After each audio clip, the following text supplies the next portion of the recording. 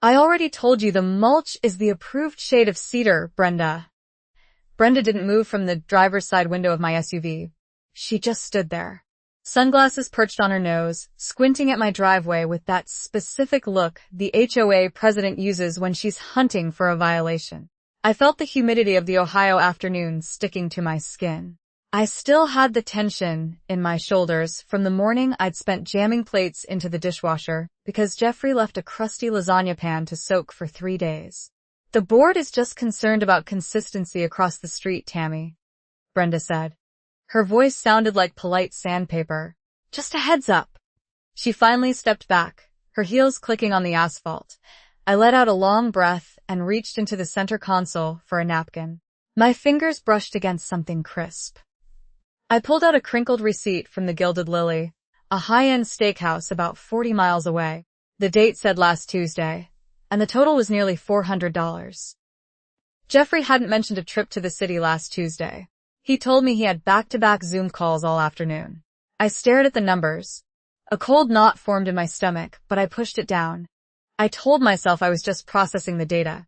I didn't want to react impulsively. I wanted to hold space for the facts before I let the emotion take over. That was the goal. Driving home, the air conditioning felt useless. Every mile felt heavier. My mind drifted to tax season, which already gave me a low-grade fever of anxiety. Jeffrey handled the W-4 withholdings this year, and he completely botched them. We owed the IRS a staggering amount. That debt felt like a physical weight on my lungs. We lived in the nice part of town where everyone knew everyone's business. And the pressure to maintain that image felt suffocating. I walked through the front door and found Jeffrey in the living room. He scrolled through his phone, his thumb moving in a rhythmic, mindless flick. Hey, I said. I tossed the receipt onto the coffee table in front of him. He didn't look up immediately. He finished whatever he was reading, then glanced at the paper. He didn't even blink. Oh, that, he said, shifting his weight. He looked back at his screen. Dinner. I forgot to tell you. Last Tuesday? You said you were in meetings all day. Jeffrey sighed, a long exaggerated sound that suggested I was being unreasonable. I mean, the dinner was part of the meeting, Tammy. Does it really matter? It matters when you're not where you say you are. Look, I'm just tired, he replied. He finally looked at me, though his eyes focused on something behind my left shoulder. Can we just not do this right now? I stepped back. I dropped my voice to that quiet, dangerous level I used when I tried to maintain my composure. I'm not doing anything. I'm just asking for transparency so we can maintain a healthy dynamic. He groaned and walked toward the kitchen without another word. I watched him go. The silence in the house felt thick and artificial. The next morning, I met a group of the PTA moms at a local cafe. We all grew up in this same Rust Belt town, and even though we'd climbed the social ladder, we still carried that high school energy. We smiled and complimented each other's bags, pretending to be a support system while we meticulously traded secrets. I heard about the tax situation, Sarah whispered. She leaned in while the other woman went to get more cream. My husband said Jeffrey's firm is having some volatility. I stiffened. Volatility? Just a word, Sarah said, pulling back with a vapid smile. Anyway, are you excited for the baby shower this weekend? It's going to be so sweet for your sister-in-law. The mention of the shower brought a different kind of tension. Jeffrey's sister had a devastating miscarriage a few months prior. The family spent weeks in a state of hushed mourning. She was pregnant again. And my mother-in-law, Laura D. Welch, was hosting the celebration. Laura viewed every family event as a production. She'd been texting me for 3 days about the color palette of the napkins. When Saturday arrived, the scent of expensive lilies and catered appetizers filled the house. Laura glided through the room, adjusting the ribbons on the gifts. She stopped when she saw me. Her smile didn't reach her eyes. Tammy, dear, you look a bit peaked, Laura said. Are you getting enough sleep? I'm fine, Laura, I replied. I kept my voice flat. I went to the kitchen to help with the drinks. As I passed the hallway table, I saw Jeffrey's phone lying face up. A notification popped up on the screen. It wasn't a text or an email. It was a notification from a financial app I didn't recognize, a high-interest lending service. The alert read, payment overdue, account ending in 4402. Please contact us immediately to avoid further penalties. I frowned. Jeffrey didn't use payday loans. He was a senior analyst with a 401k and a curated portfolio. I picked up the phone. My heart hammered against my ribs. I didn't have his passcode, but the notifications stayed visible. I swiped down and saw a string of emails from a collection agency. But the name on the accounts wasn't Jeffrey's. I scrolled further. I saw the names of our 2 children. He took out loans in their names, using their social security numbers. I felt a surge of panic, not just about the betrayal, but the logistics. I thought about our joint account and the money we had set aside for the IRS. I wondered how much cash I could move into my private savings account without starting a war. If he was stealing from the kids, he was probably draining everything else. I walked back into the living room, where Jeffrey stood talking to his father. I just held the phone out so he could see the screen. "What is this?" I asked. Jeffrey didn't jump. He didn't even look surprised. He just looked annoyed that I'd touched his phone. "It's a short-term bridge loan," he said, his voice clipped. "I'm balancing some things. It's under control." "Under control? You used the kids' social security numbers, Jeffrey." "It was the only way to get the rate I needed for the investment," he snapped. "I'm going to pay it back before it even hits their credit reports. Stop making this a thing." He gave me a half answer that only created a new question. What investment required a high-interest payday loan for a senior analyst? I didn't argue. I stood there for a minute, thinking about the paperwork. I thought about the kids' futures, the IRS debt, and the texts I'd have to send to my parents. I looked at him and realized I didn't know who was standing in my living room. I just knew I needed to find out exactly how much money was left in the bank before he found a reason to bridge. That too. Jeffrey didn't even look ashamed. He just shifted his weight and glanced toward the door to see if his father could still hear us. He blew a short, sharp breath through his nose. The sound he makes when he thinks I'm being tedious. "You're catastrophizing, Tammy," he said. He didn't move toward me. He stayed rooted to the spot, leaning away. "You take one piece of information and build a whole disaster. It's exhausting. I need you to practice some emotional regulation." "A piece of information?" I kept my voice low, but it shook. "You put the children's social security numbers on a loan application for a high-interest lender. That isn't a piece of information, Jeffrey. That's a crime." He finally looked at me, but he just looked irritated. "It's a technicality, a bridge. I needed a specific liquidity window for the investment, and the traditional routes were too slow. I manage the portfolio. I know how the hedging works. You're overthinking the mechanism because you don't understand the math." The casual condescension made my skin crawl. He used that tone to suggest I lacked the capacity to grasp high-level finance. I didn't need an economics degree to know that you don't use a 7-year-old's identity to balance a ledger. We already owed the IRS a fortune because he messed up our W-4 withholdings, and now he was just digging a deeper hole for all of us. "What investment?" I asked. "Tell me exactly where you put the money." Jeffrey looked at his watch. "I can't get into the weeds of the trade right now. We're at my mother's house. My sister is in the other room. Let's just not do this here." As he spoke, I noticed a crumpled receipt on the side table. It was from a luxury boutique in the city. A high-dollar amount for something I didn't recognize. My heart hammered. I thought I'd found a paper trail for whatever he was hiding. Then I saw the date and the item. A silk scarf for his mother's birthday. Just a stupid, expensive gift. It didn't explain the loan, but it distracted me for a second, making me wonder if I was actually imagining the scale of the problem. The door swung open. Laura D. Welch glided in, her floral dress billowing. She held a platter of miniature quiches and wore that permanent expression of curated joy. "Tammy, dear, there you are," Laura said. Her eyes scanned us. Her smile faltered for a fraction of a second. "Is everything all right? You both look so tense." Jeffrey snapped back into his public persona. He stepped forward and took the platter from her. "Everything's great, Mom. Tammy was just mentioning how much she loves the lilies." I stood there frozen. I felt a wave of nausea. I looked at Laura, who was now adjusting a stray hair on Jeffrey's shoulder. I felt a sudden, sharp detachment. I wasn't part of this production. I was just a prop in the background of the perfect Vaughn family. "I'll go help with the drinks," I said. I didn't look at Jeffrey. I walked back into the kitchen, but I didn't touch the drinks. I waited. I stood by the island and listened to the murmur of voices in the living room.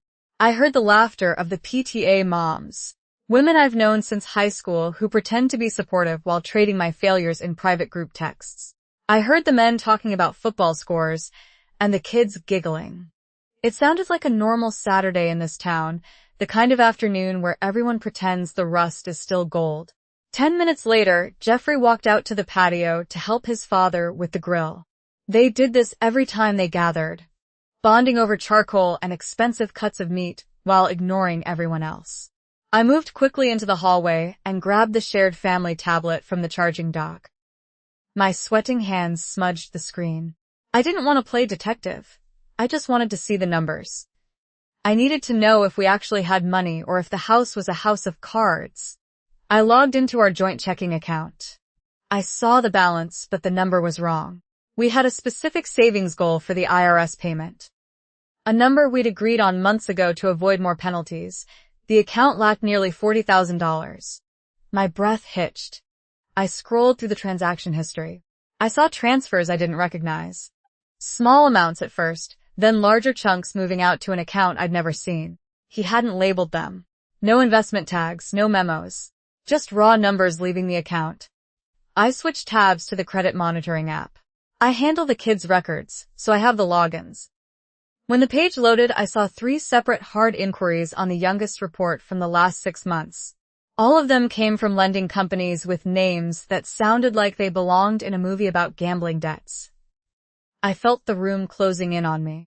I could hear Jeffrey laughing on the patio. That loud booming sound felt like a physical blow. He played the part of the successful senior analyst and the dependable son while he stripped the children's futures to fund something he wouldn't even name. I started calculating how much cash I could move. I have a small private account for my own work that he doesn't touch, but it wouldn't cover the IRS debt, let alone the loans. If I moved the remaining joint funds, he'd notice immediately. He'd call it instability. He'd tell Laura and his father that I was having another episode and lacked boundaries. I sat down on the hallway bench with the tablet heavy in my lap. I felt a strange, cold clarity. The bridge loan wasn't a one-time mistake. It was a pattern. A notification hit the screen. It was a text from my mother. I stared at it for a long time but didn't reply. Instead, I opened the banking app again and started a spreadsheet on the tablet. I listed every missing dollar, every unrecognized transfer, and every loan inquiry. I didn't know where this was going, but I knew I couldn't trust a single word coming out of Jeffrey's mouth. I heard the sliding glass door creak open. Jeffrey was coming back inside. I locked the tablet and set it back on the dock. My heart hammered against my ribs. As he walked past me into the kitchen, he didn't look at me. He just reached for a glass of water. His movements looked calm and effortless. "You okay, Tammy?" he asked. His voice sounded flat. "You've been quiet." I looked at him and I didn't say a word. I just watched him drink the water and wondered how many more lies he was holding in his throat. Jeffrey set the glass on the granite counter with a soft click. He stared at the water swirling in the bottom, his face totally blank. He always got that look when he was calculating the fastest way to end a conversation. "I'm going to check the appetizers," he said. He didn't look at me. He just turned and walked back into the living room, his voice instantly shifting into that warm, loud tone he used for the guests. I leaned against the island, my legs feeling heavy. I didn't want to cry or scream. I just felt drained. I reached for the tablet on the dock. I needed to finish the spreadsheet. I wanted the numbers to be perfect because numbers didn't lie, and I knew I'd need a clean paper trail if I ever had to talk to a lawyer. As I opened the banking app, a notification slid down from the top of the screen. It was a synced email from Jeffrey's account. He'd forgotten to sign out of the shared app months ago. It was a billing statement from a medical group in the city. Women's Health Associates. I stared at the name. The city. The same city where the Gilded Lily was located. I clicked the email mechanically, my brain still stuck on the missing $40,000. The attachment was a PDF invoice. I scrolled down to the patient name. It wasn't mine. It was his sister's. The date of the service matched that Tuesday from the steakhouse receipt.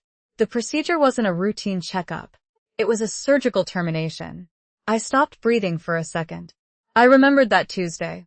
I remembered the client dinner. he'd lied about, and the $400 charge at the steakhouse. The clinic sat only 3 blocks away from the restaurant. The invoice showed a total of $4,000, paid in full via a transfer from our joint account. One of those unrecognized transfers I'd just listed on my spreadsheet. Our whole family had spent months talking about the tragic miscarriage. We had cards, hushed prayers, and a dinner where Laura had cried into her napkins about the will of God. His sister played the grieving mother perfectly, leaning into the tragedy while the rest of us comforted her. I looked at the payer information on the invoice. Jeffrey R. Vaughn. The air in the kitchen felt thin. I didn't have some cinematic moment of clarity. I just felt a dull, throbbing ache behind my eyes. I thought about the kids' social security numbers and the high-interest loans we were juggling. Then I looked back at the medical bill. The timeline didn't just suggest an affair. It suggested a level of coordination with his mother and sister that made my stomach turn. He hadn't just funded a secret life. He managed a family cover-up using our shared money. I didn't move for a long time. I just watched a fly buzz around a bowl of leftover fruit on the counter.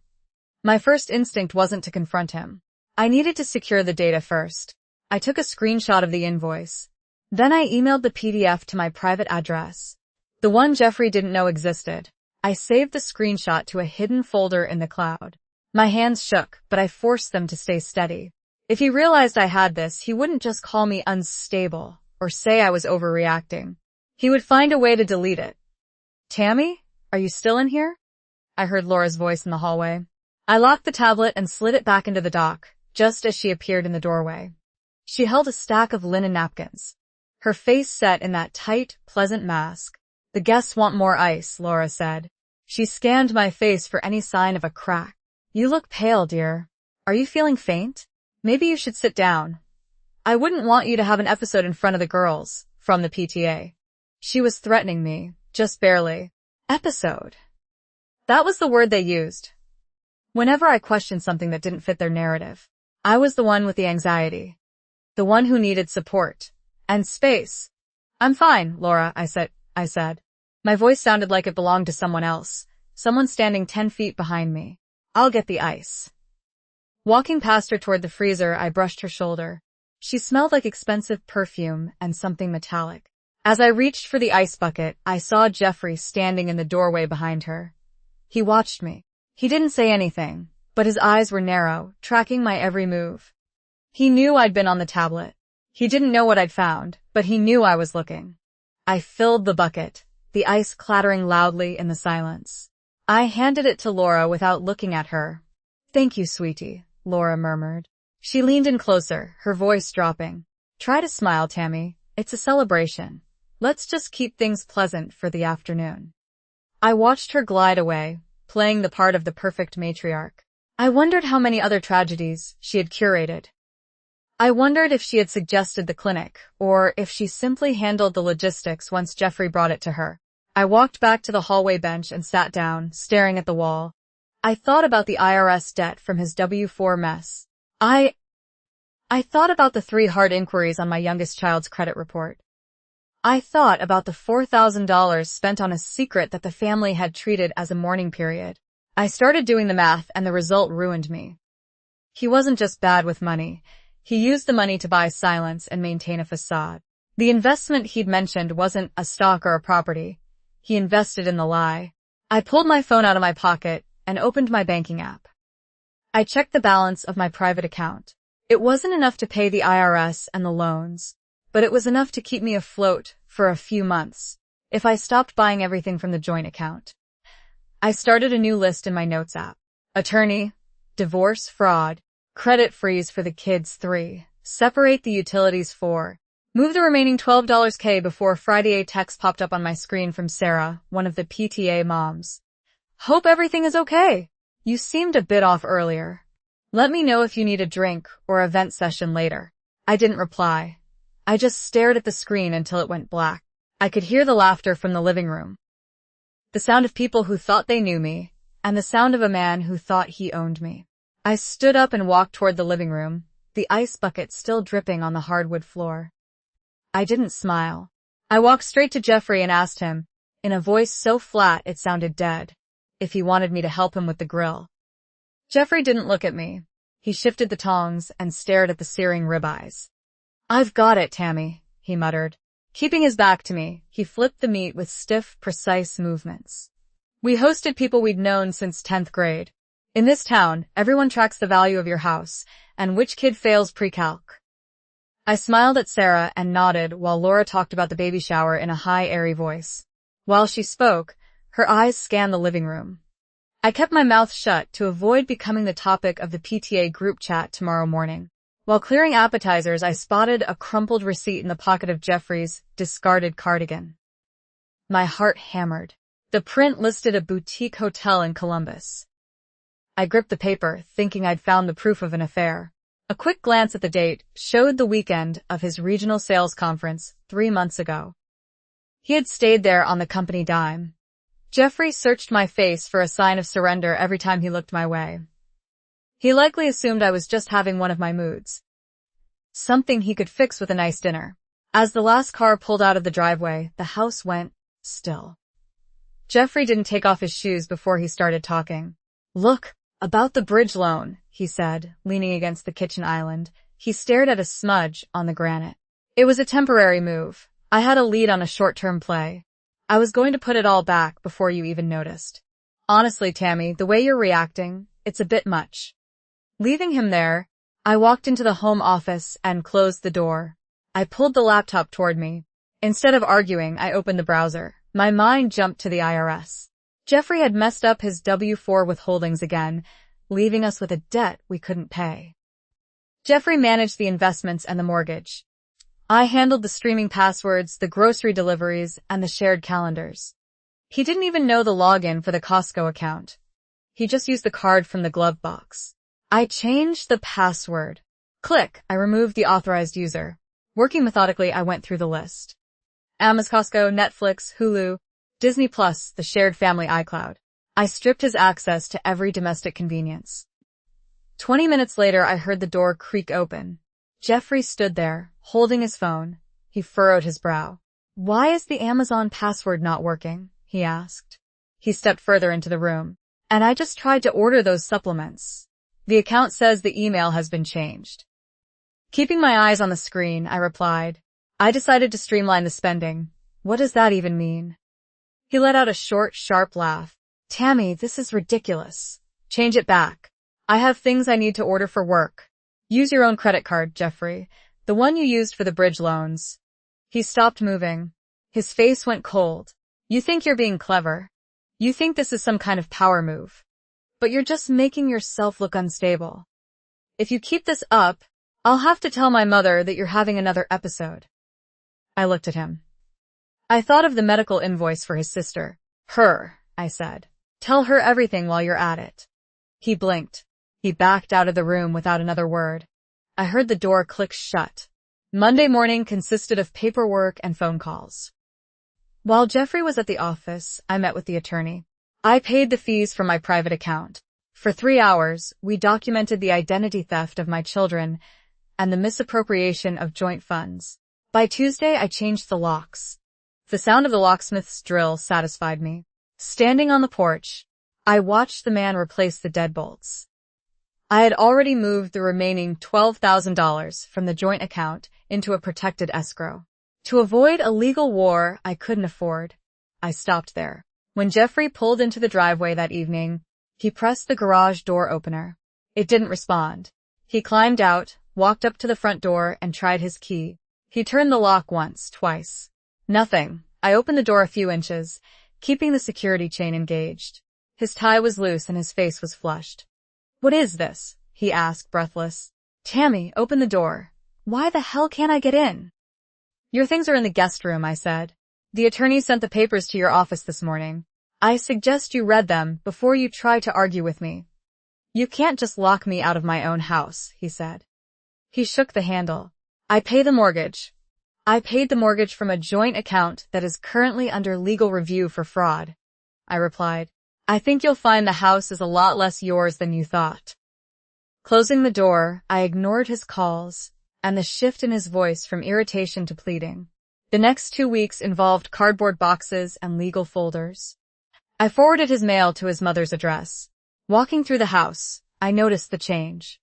The expensive flooring and high ceilings remained, but the air felt lighter.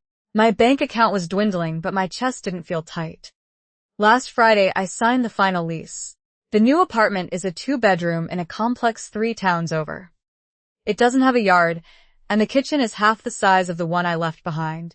Sliding the key into the lock, for the first time, I looked at the contract on the counter. I signed the lease in my name only. Thank you so much, Tammy, for coming forward and sharing your journey with us. I think we can all agree that what you went through was absolutely harrowing. To deal with Jeffrey R. Vaughn's financial betrayal and the identity theft of your own children is bad enough, but to have Laura D. Welch and the rest of the family gaslight you into believing you were unstable, while they covered up such a dark secret, is just beyond cruel.